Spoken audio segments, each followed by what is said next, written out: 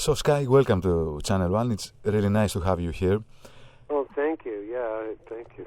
So, let's go back to the 60s. Let's take a trip together. Tell us about... Okay. Tell us about the police having to be on stage to keep the girls from rushing the stage. Yeah, I used to it's really strange, amazing. I always had police. They'd come to my concerts, the people that couldn't get in, they'd take away. Once they took away busloads of, people because they started a riot because they couldn't get in. But one of my last concerts, this club, it was called, it used to be the Moulin Rouge, and it was called the Kaleidoscope and the Hullabaloo and that. And anyway, I had 9 police on stage with me. And it's really amazing, because I was smoking a doobie, Yeah. And, they were already on stage, but, people would throw me doobies, 2 or 3 times during my show, and I'd dance over and pick one up and light it up, and then they'd come running at me, and I'd throw it off the stage, but they're still on the stage to protect me, but, I guess they ran at me to see if they could take it away. But I would just take a toke and throw it back in the audience. I don't know why they were on stage. It seems strange to me, but I guess they were there to protect me. But I didn't need protection, and people liked me. Yeah, I'm sure. So I guess it was their way of intimidation, Sky. Anyway, I was thinking, I saw this headlines and I didn't get to see any more of it, that David Carradine died. Have you heard that? Yeah, I heard the news, yeah. So sorry about he was my friend, and I don't know, I'd almost have to say without knowing that he didn't do that. I don't think he did any of that. I think all the pictures were staged. And I think he was probably murdered. Maybe I'll be the first one to say it, but yes, maybe. I just don't see that happening. I would attribute it to one thing. I did watch a lot of shows, with oh God, what was his name? Oh God, I just forgot his name.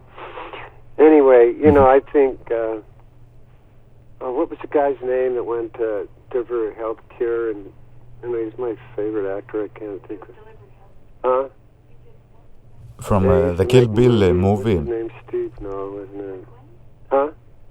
From the Kill Bill. Yeah, Steve McQueen. Yeah, Steve McQueen. Oh, yeah. Yeah, but, he went to Mexico, for cancer treatment, and that's where he died. And I have to think that, David Carradine, he made all those movies. If he ever made anything that slammed any race, that could probably be a reason that they would do that. But I'm not saying they murdered him. But, it does seem really strange. It's a strange that situation. They would do it that way. It's the perfect way to do somebody, to say they did something, but I just don't see him doing that, Anyway, I just had to put what I felt about it because he was my friend, and that's a really not a nice way to end up somebody's career. So I just have to say that, it's not real, that he didn't do that at all. That it was staged, and I hope the people don't believe it, because it's not him. He was a very good guy. I knew him. Just come down to my father's restaurant and eat all the time. When I was with my spiritual family. But I think he couldn't give up his movie acting. To come into the family. Yeah. The same thing is true with John Drew Barrymore. If they wanted to, can keep doing their career instead of coming to God, they couldn't do both. Like I gave up my music career, and but he couldn't give up his acting career, and neither could John Barrymore. Yeah. A lot of people like that, like you can't have both of them. You can't have God in your previous life and think you're going to make it. You have to have one or the other at one time. Yeah. I don't know, just rambling on about it because I'm really miffed about it. I just can't believe he would do that. Yeah. He was a very healthy human being in mind, full of life. Yeah, you're right. Well, he's full of life and full of love.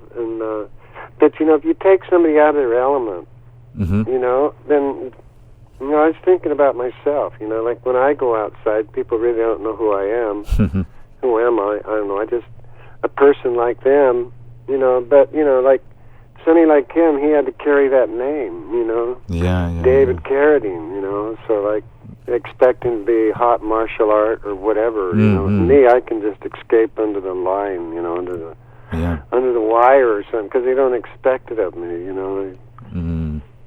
But that's what happens when people, you know, when you're in the public light, you expect you to walk on a tightrope. It's impossible. We're all people. You know, we all fall under scrutiny, and you're so right. Scrutinize anybody, you could find out something bad about anybody.